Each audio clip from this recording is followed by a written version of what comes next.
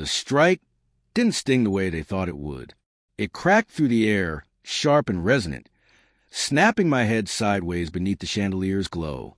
Silence swallowed the room. Forks hovered motionless. Champagne glasses trembled in half-raised hands. Then his fingers tangled into my hair, and he jerked me toward the exit. My heels scraped across the marble floor. Guests shifted in their seats, eyes darting away. But no one moved to intervene. At the doorway, his shove was so forceful I staggered into the cool night. Behind me, slow, deliberate clapping cut through the tension, followed by my brother's voice, laced with venom. You deserved it. People like to think family is a sanctuary. Ours was a corporate battlefield. Alliances forged in whispers, leverage traded like currency, and threats delivered without raising a voice. My father was the monarch, my brother, the crown prince. And me? I was tolerated so long as I remained useful. For years, I handled the company's numbers, buried bad press, made problems disappear without leaving a ripple. My father praised my work in private, never once acknowledging in public. Credit was always placed in my brother's lap. At first, it didn't matter. I thought loyalty outweighed applause. I was wrong. The first fracture appeared 2 weeks before that night.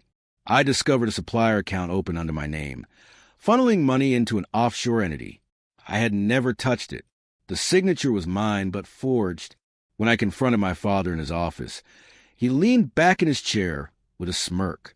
You're being dramatic. It's just bookkeeping. But I knew better. It was laundering. And my name was the front. When I said I'd report it, he didn't argue. He just gave me that look. Flat, certain, like a man watching a fly exhaust itself against glass. The night of the party was my brother's promotion celebration. 73 guests, executives, investors, politicians. Every person who mattered to them was seated under one roof. I was wedged at the far end of the table, surrounded by people who avoided meeting my eyes. Midway through the speeches, my father rose, and in front of everyone accused me of sabotaging the company, of mishandling funds. I gave a small, steady laugh.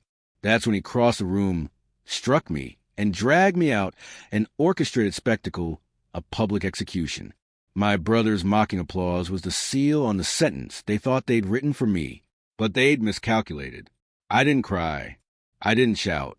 I drove home, locked my door, poured a glass of water, and picked up my phone. I called the only person I trusted more than myself, a forensic accountant whose bankruptcy I'd once prevented by quietly killing a lawsuit against him. I need you to open a file, I said. His reply was instant. Send everything. I had been gathering proof for months. Fabricated ledgers, offshore transfers, shell corporations hidden behind P.O. boxes in countries without extradition treaties. But evidence alone wasn't enough. I needed precision. Impact. We built the kill shot. A dossier of financial crimes, bribery, insider trading, hidden assets. And for good measure, photographs of my brother with the wife of a city councilman. The targets were lined up: the Tax Bureau, the Anti-Corruption Task Force, and 3 major news outlets, each scheduled to receive the package at exactly 4 a.m. When the clock hit 3:59, I pressed send. At 4:02, my accountant texted, "It's live." By 4:10, journalists were calling for statements. By 4:30, investigators were seizing company servers. By 5:15, my brother's face was plastered across every business feed, flanked by headlines screaming fraud and racketeering.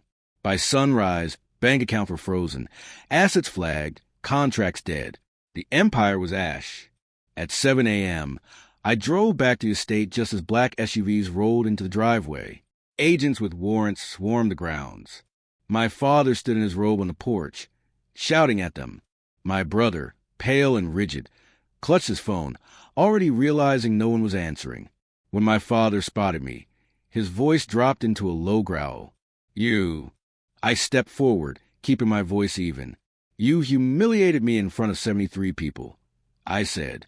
"Dragged me out by my hair. Accused me of your crimes. You used my name to hide behind." He moved closer. I didn't flinch. "I'm your father," he said, as if the word carried authority. "No," I answered. "You're just a man who bet against the wrong daughter." They fought the charges, claimed the evidence was fabricated, but the paper trail was airtight. I had placed copies in enough hands that they couldn't erase them. Within days, investors pulled out. The board voted to dissolve the company rather than endure the scandal. My brother's promotion was revoked, his name now permanently tied to white-collar corruption in every major publication.